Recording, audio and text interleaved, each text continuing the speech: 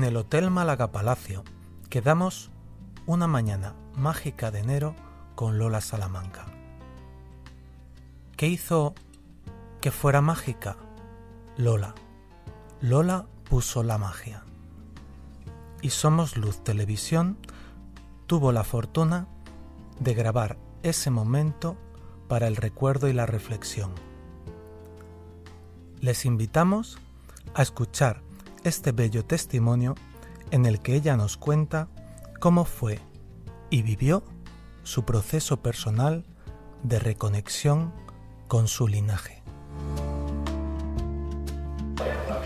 Somos Luz Televisión se ha venido hoy al entorno del Paseo del Parque de Málaga, precisamente al Hotel Málaga Palacio, porque queríamos tener una charla con Lola Salamanca. Muy buenas, Lola, ¿cómo estás? Hola, corazón, muy bien, muy feliz de verte y de estar aquí en este proyecto tan bonito que estáis haciendo. Pues yo estoy encantado de tener el privilegio de conocerte, de saludarte, de charlar contigo. Y bueno, pues hoy es una fiesta para mí. Pensando en ti y pensando en esta conversación que íbamos a tener en los últimos días, he estado pensando y se me venía una idea a la mente, que es, yo pensaba en niños de 6 y 7 años, ¿no? Muy jovencitos ellos, que en los libros de texto se empiezan a familiarizar con los 5 sentidos, ¿no? Con el de la vista, el oído, el olfato, el tacto y el gusto, ¿no? Y digamos que les invitamos, fíjate, me viene también la imagen de un anuncio de televisión que habla de pequeños exploradores. No sé si lo habrás visto alguna vez. No nos hablan de un sexto sentido, no sé si a ellos les interesa o pensamos que no les interesa o no conocerlo, pero de alguna manera desde pequeñitos nos vemos seducidos por un montón de cosas alrededor, colores, formas, belleza, y nos sentimos como obnubilados por toda esa belleza que tenemos alrededor, pero por alguna razón llega un momento en que toca descubrir lo que tenemos dentro, toca dejar a lo mejor de utilizar esos 5 sentidos y en retiros de silencio o en trabajos de silencio buscar otro mundo que no es el que está fuera, sino el que está dentro. El camino en silencio, ¿no? Que es un camino natural que se desarrolla, como bien dices, desde la infancia, porque el entorno a veces no acompaña, la sociedad, en el núcleo donde se crece. Pero son casos, digamos, poco mayoritarios, ¿no? Son casos minoritarios en los que, digamos, el bicho raro de la familia, el que no se siente aceptado, pues dice, como que no queréis escuchar lo que yo siento, lo que yo siento que es la vida, pues me voy a un rincón de mi casa y yo mismo. Hombre, hasta hace, no sé, te puedo decir 20 años, 30 años, sí que era mayoritaria porque, bueno, en la historia se conoce, ¿no?, la persecución tan grande que ha habido en este sentido con personas que tenían o demostraban sus habilidades intangibles, más allá de la vida cotidiana. Hemos sido muy perseguidos, yo me incluyo. Y entonces, a partir de una época, sí que ha habido más libertad, más información, por tanto más conocimiento y se ha podido expresar un poquito más, pero te sorprendería la cantidad de casos que hay de personas incomprendidas. De hecho, yo siempre digo que los psiquiátricos, que ahora gracias a Dios ya no existen, y en cementerio hay mucha gente incomprendida. En cierta medida todos somos seres incomprendidos, ¿no? No, hoy por hoy ya no tanto. Yo creo que hoy por hoy ya hay más libertad y conocimiento, ¿no?, de que tenemos un sexto sentido y que hay algo más y se ha vuelto otra vez a tratar como algo un poquito más normal. Pero hasta hace poco, yo de hecho me encuentro en consulta muchos casos de personas que me dicen, es que esto no lo puedo compartir, es que si yo digo esto, es que... Pero los que somos padres ahora, evidentemente tratamos este tema de una manera mucho más normal con los niños, por ejemplo. Y tengo madres que me cuentan unas cosas, es que mi hijo tiene 4 o 5 años y se me pinta donde él vivía antes, y que viajaba, y las naves, y no sé qué, y los mundos, Entonces esto se trata ahora como un poquito más normal, pero hasta hace 20 o 30 años era un poquito complicado. ¿Te sorprende? Todos tenemos o sea, si todos a los 4 o 5 años nos sentáramos con nuestra mamá o nuestro papá y dibujáramos, ¿podríamos recordar el sitio donde hemos vivido antes? Sí, es una memoria celular, yo creo, que se trae y que hay unas edades donde todavía no se ha perdido y sí, yo no solamente a nivel científico que se pueda demostrar, es que en la realidad hay muchos niños que sí que lo hacen. Nosotros nos podríamos poner, a ciertas edades yo creo que ya interfiere mucho la mente, el ego, la fantasía y entonces ya se dispersa un poco la realidad, pero si lo hiciéramos como tú dices, a lo mejor desde pequeños, pues sí podríamos sacar mucha información. Y si encontráramos el clima propicio para poder hacerlo, que no nos rechazaran, que no nos regañaran, que no nos dijeran, niño, sí, déjate de tonterías. Que no, bueno, que en realidad no son ninguna tontería. No son tonterías. De hecho, lo que son tonterías es rechazarle o negarle al niño la posibilidad de que conecte y de que mantenga esa conexión viva, digamos, ¿no? Sí. Con lo que sea. Y que le dé uso además, porque hay una utilidad muy buena de ese sentido, que si realmente los pusiéramos todos en práctica, iría todo mucho mejor. Porque ten en cuenta que nuestra generación o generaciones anteriores como nuestros padres han sufrido mucho y tienen muchos traumas de contención, de no poder expresar esa parte mágica o bonita, ¿no? que es ese sentido, ¿no? Que va más allá de lo tangible. Tenemos esperanza, tú tienes esperanza de que dentro de X tiempo, 50, 60 años, la realidad con la que nos comuniquemos sea más sea más, compartamos las cosas intangibles, las cosas invisibles, las experiencias.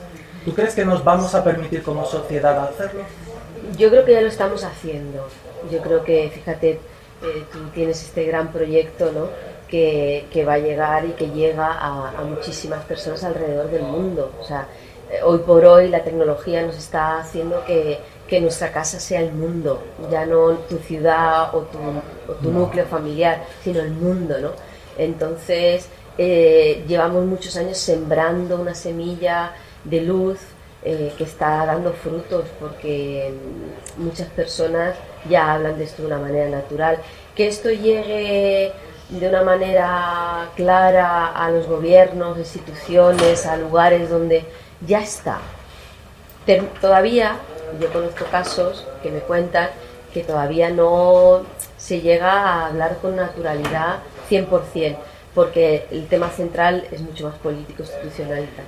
Pero sí hay personas que incluso han venido a mis formaciones, a mis cursos, que tienen un cargo importante en ministerios y consellerías y tal, que sí que ponen en práctica todas estas herramientas que hoy por hoy tenemos mucho más al alcance, ¿no? Y utilizan su sexto sentido para ponerlo en práctica y ayudar a que las negociaciones y las cosas vayan mejor.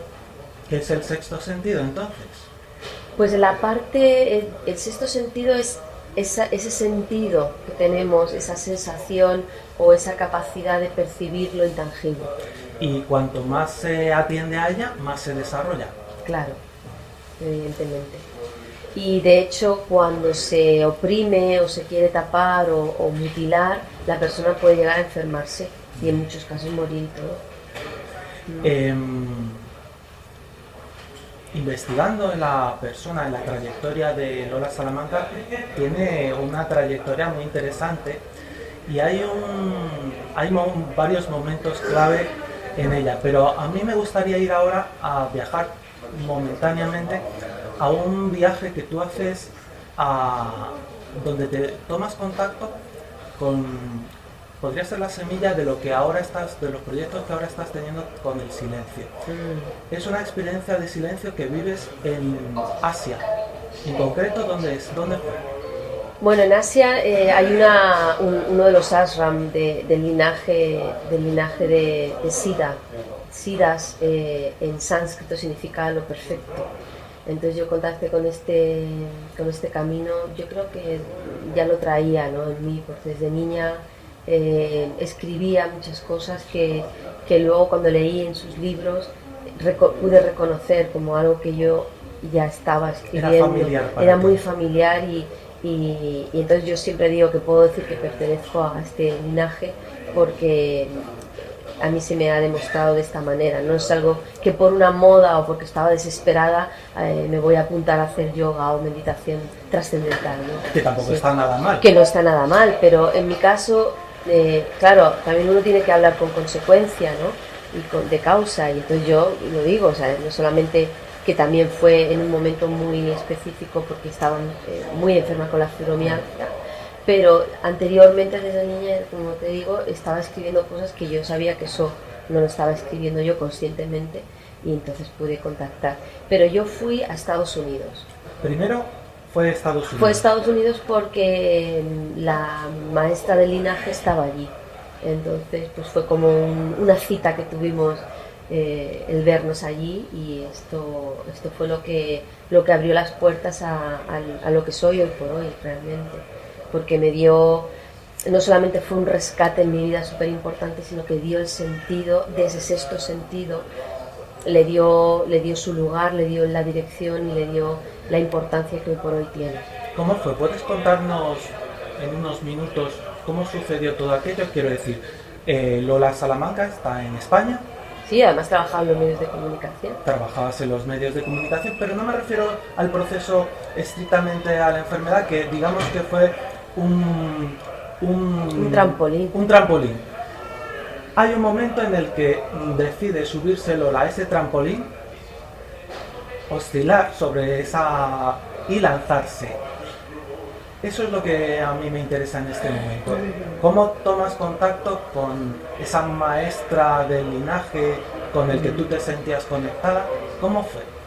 Pues fue muy mágico y muy divertido porque yo desde siempre he creído en que algo pasaba, que no era normal, y bueno, siempre de alguna manera tenía un lenguaje interior y una comunicación con algo o con alguien, ¿no? Entonces, a causa de este proceso, ¿no?, de la fibromialgia, que yo estaba además en televisión, llegaba a estados de desmayo, ¿no?, porque además estaba en un programa en directo muy, muy intenso y ya estaba en un momento muy crítico. Entonces ocurrió aquello que dicen: cuando el alumno está preparado, el maestro aparece. Y yo siempre digo que me vino a buscar en un taxi. Sí, sí. Qué suerte. Pues sí, la verdad es que fue... Me acuerdo que fui como Scarlett O'Hara, esta que dice: hasta aquí ya no puedo más, a mí me mandáis algo, y digo, ya tiro la toalla, ¿no? Me acuerdo ese día que ya no podía más, estaba desesperada, ¿no? Entonces yo salía de televisión, estaba en Antena 3, y nada, cogí mi taxi como todos los días, y me acuerdo que estaba totalmente tirada así en el sillón, tan cansada y tan agotada. Pero cuando miré el retrovisor, los ojos del taxista le brillaban mucho, entonces pude reconocer que había mucha luz en esa persona, pero yo no tenía ganas de hablar. Y él sí, él comenzó, me habló de una forma muy tierna: ay, te veo muy cansadita, como si fuera una persona llegada, y ay, ahora un vasito de leche a casita, qué bien. Yo sí, no, o sea, estaba en un momento donde está muy estúpida, la verdad, porque estaba tan agotada y que no tenía ganas de nada. Y el hombre seguía: ay, pues, ¿y tú meditas? Ay, no sé, yo qué sé lo que hago. Ah, pues hay un centro, él totalmente entusiasmado, ¿no? Hay un centro en Madrid de Siddha Yoga que tú puedes ir y encontrar y entrar y ay, vente un domingo. Ah, sí, yo dije, vale, como ni haciéndole caso, ¿no? ¿Y te dio una tarjeta del centro? Nada, me dio la dirección. Vale.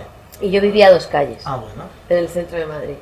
Y entonces yo tenía costumbre los domingos de irme al teatro o al cine con los amigos o a cenar y tal. Ese día todo el mundo me llamó y me dijo: no puedo. Aquello que dije, me vi en casa, digo, ay, ¡pum!, se me encendió la luz. Pues voy a ir a este centro, tal, está aquí al ladito y tal. Y claro, me fui andando, llegué, y cuando abrí la puerta, o sea, dije, he llegado a casa. Ese olor, esas fotos, ese sonido, fue un impacto absoluto de que había llegado a casa. Entonces, en cuanto me senté a meditar, empecé a tener unas experiencias, claro, todo el camino recorrido que yo llevaba, pero ya habías meditado en esta vida, trabajando para Antena 3 en algún momento. Sí, porque ¿sabes qué pasa? Que la escritura, como te decía, ha sido algo para mí muy natural. Entonces, yo tenía mis momentos de sentarme a escribir. Empecé como terapia, que además se la recomiendo a todo el mundo, ¿no? Cuando era niña me lo recomendaron, escribe, que te va a ayudar mucho. Fantástico. Y la verdad es que, bueno, desarrollé lo que hoy por hoy es un libro, ¿no? Que está a punto de salir. Sí. Entonces, a través de la escritura, claro, yo también al haber estado hice clásica o danza clásica y tal, entonces para mí la música clásica me ha acompañado mucho. Entonces yo tenía mi ritual, yo hacía mi ritual, mi música clásica, ¿no? Me ponía en esa época pues mi chatito de vino, además me acuerdo que fumaba, yo era fumadora social y a mí me gustaba todo ese ambiente, pero era el humo. Yo al final descubrí que lo que me gustaba era ver ese humo, ver, ¿no? ese ambiente que se creaba. Yo entraba en meditación, porque yo me acuerdo que de repente, pero yo pensaba que me daba sueño, entonces yo hacía así, cerraba los ojos y cuando volvía me ponía a escribir. ¿Ves? Entonces ese fue el camino que me llevó a descubrir que había llegado a casa, o sea, la sensación, porque enseguida me compré libros y claro, dije, uy, pero si esto yo lo estoy escribiendo, pero si esto es lo que yo tal. Y entonces, claro, me entusiasmó tanto y me fascinó tanto que me metí de lleno y me dio la fuerza para hacer el cambio. Ten en cuenta que yo estaba en uno de los mejores programas en el 97, estaba reconocida en mi ámbito, tenía una vida muy buena a nivel social y laboral y tuve que tomar una decisión muy fuerte. Sin embargo, la fibromialgia me recuerda o me resuena a desvalorización. ¿Te resuena a ti a que tú, sí, proyectando una imagen, pero tú hacia adentro, ¿qué relación tenías contigo misma? Nefasta, malísima, claro. Porque precisamente como niña, fui una niña que, bueno, pues con mucho daño emocional, una familia desestructurada, ha habido maltratos, ha habido una historia muy, muy dura, y que realmente la fibromialgia lo que hace es que te llega a paralizar, porque todo lo que hoy por hoy se ha descubierto, que yo lo viví literalmente cada cosa, el estado que produce ciertas emociones de enfado continuo, de frustración, de autoexigencia, de callarte o no callarte las cosas, hace que te suba mucho la temperatura corporal. Yo me acuerdo que cuando me enfadaba me hervía la sangre, literal. Como se suele decir Como también. se suele decir, y es verdad. Entonces esos niveles de temperatura hace que se destabilice la forma de portar la sangre en nuestros vasos sanguíneos y entonces afecta a nuestro sistema nervioso, segregamos unas sustancias que son muy ácidas y se van a las articulaciones y entonces a nivel muscular y de fibra pues se vuelve rígido. Entonces por eso empieza a paralizarse un poco tu cuerpo y a sentir ese dolor profundo, que es un dolor profundo, ya no es el cuerpo, es el dolor profundo del alma. Ese dolor muchas veces que yo digo que portamos muchos seres humanos, que dices, es un dolor tan profundo que no tiene que ser ni de esta vida, ¿no? Puede que no lo sea, ¿no? Exacto. ¿Cómo has llegado tú a esa conclusión que puede Sí. que en tu caso tampoco sea de esta vida? Sí, totalmente. Porque a veces yo entraba en estados muy críticos de muchísima tristeza y era una tristeza tan profunda que yo misma decía, es incoherente. O sea, está bien que he sufrido, que he pasado cosas, que como todo el mundo, pero era un desgarro. Entonces yo decía, esto no es normal. Porque al mismo tiempo, paralelamente, yo siempre he sido una persona muy alegre, con muchas ganas de vivir, ayudando a todo el mundo que podía y era las castañuelas en todas las fiestas. Entonces para mí era una dualidad tan abismal, claro, era totalmente la antípoda de una cosa a la otra. Entonces fue una locura. De hecho, yo me acuerdo que por voluntad propia 2 veces le dije a mi madre que me ingresara en un centro de salud porque yo no estaba bien. Porque para mí eso era... ¿Y qué te decía tu madre? Hombre, mi madre decía, ¿pero qué estás diciendo? Estás tonta, pero... ¿no? Pero realmente, claro, yo llevé en silencio muchas cosas. Por eso te hablaba de que sí, que se lleva en silencio, porque yo no me sentía comprendida. El dolor era tan grande y que a veces lo quieres gestionar tú, pero eso se psicomatiza. Y gracias a llegar a este punto tan tenso en mi vida, pues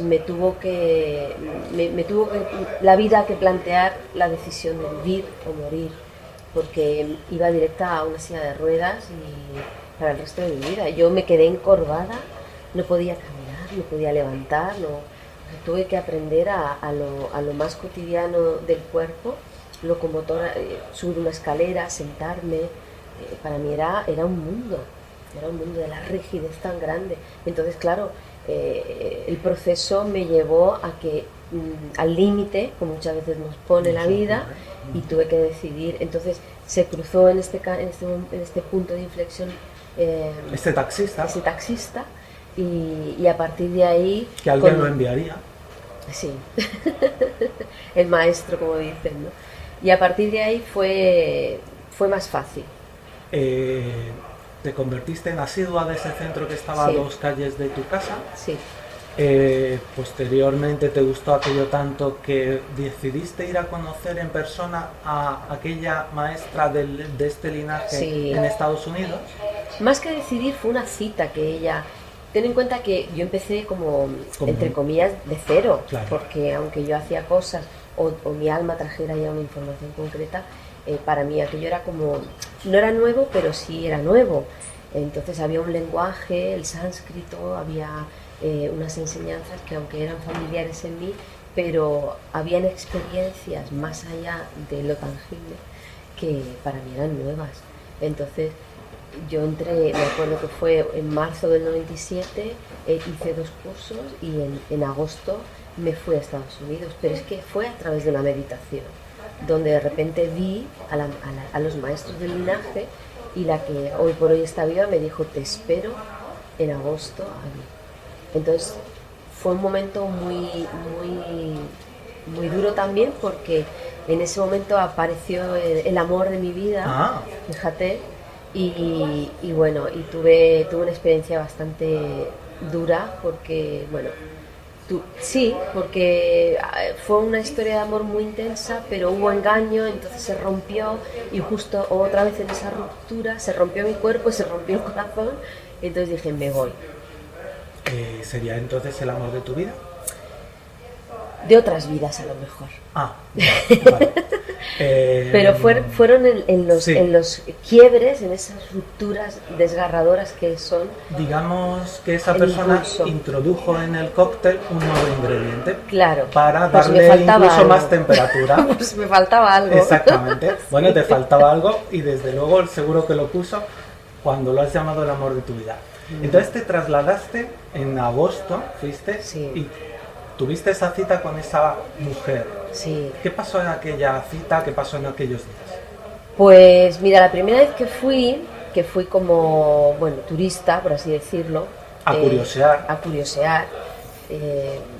Llevada por este impulso a ver si esto es verdad, a ver si no estoy loca y esto que yo he visto y esto que yo he escuchado es cierto, pues venga, vámonos. Entonces, cuando llegué allí, curiosamente, yo había tenido sueños con ella donde me enseñaba unos jardines, paseábamos y tal, y cuando llegué allí eran los mismos jardines y el mismo lugar. Entonces, claro, fue un impacto detrás de otro en ese sentido, pero realmente cuando llegué allí me derrumbé y estuve 2 semanas prácticamente llorando por todos los rincones, día y noche. ¿Y qué es lo que te provocaba el llanto? ¿Era un llanto de amargura? ¿Era un llanto de alivio, de emoción? ¿De qué era? De dolor y de reconocimiento. Era una mezcla un poco extraña que a veces pasa, ¿no? Porque era llegar a casa, era el reconocimiento de que todo lo que había estado sintiendo y viviendo era verdad, no estaba loca, y además todas las pruebas que tuve que pasar para llegar ahí, y además la sensación de amor tan grande en el lugar. Entonces era una combinación muy bonita, por cierto. Muy bonita, pero tú sabes, cuando llevas años fuera de tu casa y de repente llegas a casa con mamá, los hermanos, el papá, la familia entera, y de repente y entonces te cae todo el peso y la tensión de todos los años acumulados, ¿me entiendes? Porque has llegado a casa y tienes esa libertad. Me puedo rendir. Me puedo rendir. Entonces, para mí fue mi cuerpo fue un trabajo muy profundo de humildad, de entrega, de arrodillarme ante mí, ante lo que me estaba pasando y ante mi propio despertar. Claro, era toda una combinación que no sabía cómo gestionar y lo único que podía era llorar y llorar. Y mi cuerpo estaba tan dolido que yo creo que fue la única manera que pude abrir muchos tapones que habían en mi cuerpo. Esas lágrimas fueron una bendición. Fueron una bendición. Pero yo me avergonzaba porque yo nada más que lloraba y lloraba. Yo me escondía en los cuartos de los cubos de la fregona, de la limpieza, para que nadie me viera, porque yo decía, Dios mío, parezco una Magdalena todo el día llorando. Claro. Se me abrió el corazón de una manera y entonces, claro, era todo, pero mi vida siempre ha sido así. Había ocasiones en las que te veías obligada a esconderte en según qué habitaciones para que nadie te viera llorando. Pero siempre me encontraban. Exactamente. Y había otras ocasiones en las que llorabas, pues, donde te pillaban. Sí, a lo mejor. ¿Cómo reaccionaba la gente ante tus lágrimas? Tratando de abrazarte a lo mejor y... Sí, me cuidaron mucho. Una de las cosas que a mí me sedujo y de alguna manera me hizo sentirme 100% que tenía que estar allí era el amor, que te digo, y el amor en todas sus dimensiones. Entonces todo el mundo era muy amoroso y además había un departamento exclusivo que estaba pendiente de las personas que llegaban por primera vez para ayudarles en este proceso. Entonces ellos se mantenían, claro, tú no los veías, pero ellos se mantenían alejados de ti. Como llevábamos un gafete con un punto, nos reconocían porque llevábamos esa insignia de que era la primera vez. Entonces ellos estaban pendientes. Entonces tú pensabas que nadie te veía, pero que vas, y aparecía siempre alguien. Entonces ese recoger me ayudó mucho porque además me explicaban, ¿no? Mira, esto te pasa por esto. Y claro, creo que es muy importante en el camino espiritual del despertar que te acompañen por lo menos un tiempo para que no te vuelvas loco, porque es una incoherencia tan grande lo que físicamente estás viviendo a nivel tangible, emocionalmente y tal, y luego la parte espiritual de despertar, de amor, de tal, es tan separado lo uno del otro, aunque esté unido, que para tu mente racional es difícil de gestionar. Entonces para mí fue una maravilla. De hecho, yo lo continúo haciendo en mis grupos de trabajo, de retiros. Cuido muchísimo a las personas porque creo que es vital. Eso te marca el resto de tu vida, te puede marcar para bien o para mal. Y hay una responsabilidad. ¿El qué te marca para el resto de tu vida? El que te traten bien en este despertar, que estés acompañado o no. Porque ¿te consta que haya alguien a quien le hayan tratado mal? Sí. O sea, sí, esos casos también hay. Sí, a ver los hilos. Vale, como las meigas. Sí. Has llegado a Estados Unidos en un mes de agosto y resulta que te has sentido como que llegabas a casa. ¿Qué pasó luego? Pues que realmente allí tuve la oportunidad, claro, cuando tú pones luz, cuando despiertas, ves todo. Y ahí me di cuenta de realmente en poco tiempo, esto es como cuando dicen, cuando uno se muere, ¿no? Que pasa tu vida en un minuto. Pues a mí me pasó eso, de repente estaba muriéndome, es que literalmente me estaba muriendo. Entonces había un aspecto de mí que me llevó a ese contacto con la muerte y vi mi vida pasar y comprendí todo. Y entonces había una cosa que tenía que hacer, que era solucionar el trabajo con mis padres. Ah. ¿Y lo hiciste allí? No, hombre, tuve que regresar. Entonces fue como me pusieron deberes. Ah. Me fui bien. A casa con deberes. Muy entonces bien. Era de, tienes que volver a tu raíz a solucionar los problemas. A partir de ahí me inspiró tanto aquello, lo vi tan vital y tan importante, que fue cuando empecé a estudiar psicología transpersonal, tal, porque vi que era esencial el resolver los conflictos desde la raíz familiar. Perdóname la pregunta, ¿qué es psicología transpersonal? ¿Qué es? Pues la psicología transpersonal es el conocimiento de todo lo que va más allá de la mente racional y transgeneracional. Quiere decir que el estudio llega a todo tu árbol genealógico de alguna forma, ¿no? De hecho, no en psicología transpersonal, pero a nivel biológico está demostrado cómo nuestra memoria celular transporta esa información transgeneracional, ¿no? Entonces, tratar esa parte a nivel psíquico, ¿no? Lola Salamanca viene con deberes de Estados Unidos. Menudos deberes, ¿eh? Sí, Hombre, no, sí, a mí no me lo ponían nada fácil. Vale. Llega con esos deberes, esa libreta con actividades para hacer y va a visitar a sus papás. Pero además, mis papás divorciados, o sea, mi papá por un lado, mi mamá por otro.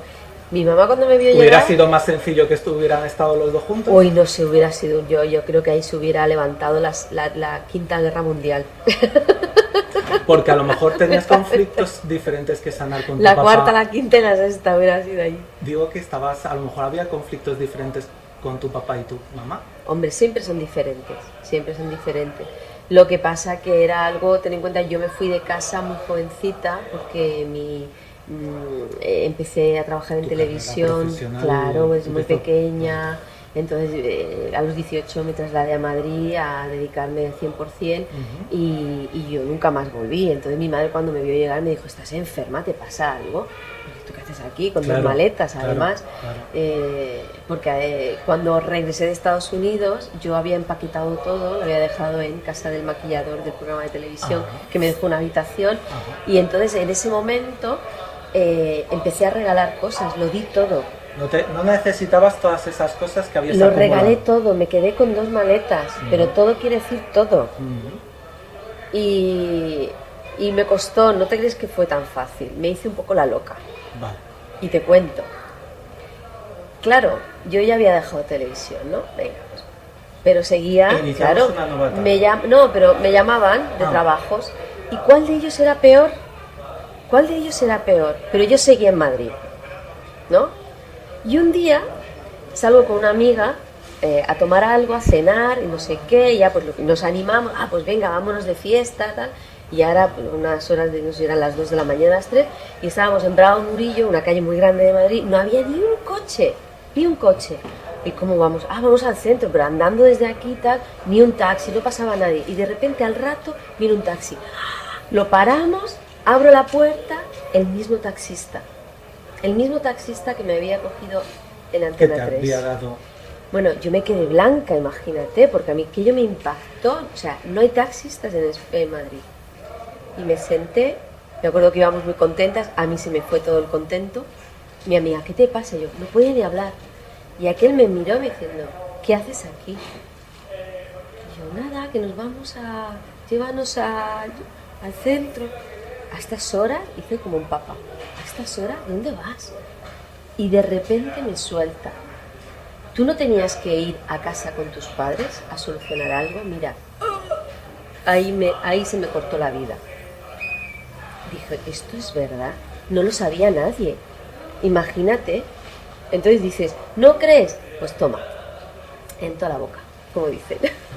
3 kilos. Claro, yo aquello dije, oído cocina. Hice las maletitas y al día siguiente me fui a hacer el trabajo. ¿Y tus padres, tú estabas más o menos preparada para ese trabajo? ¿Tus papás estaban preparados para ese trabajo? Pobrecitos. A mi madre le di un tiempo, porque ¿sabes qué pasa? Que me armé de valor y dije, voy a por todas. Si tengo que hacerlo, lo voy a hacer una vez y se acabó, ¿no? Aunque con los padres siempre estás ahí dándole vueltas, porque tienen la habilidad de tocarte los botones, ¿no? Bien, sí. Por algo será. Entonces, con ellos tenemos mucho trabajo que resolver muchas veces, ¿no? La familia es la universidad.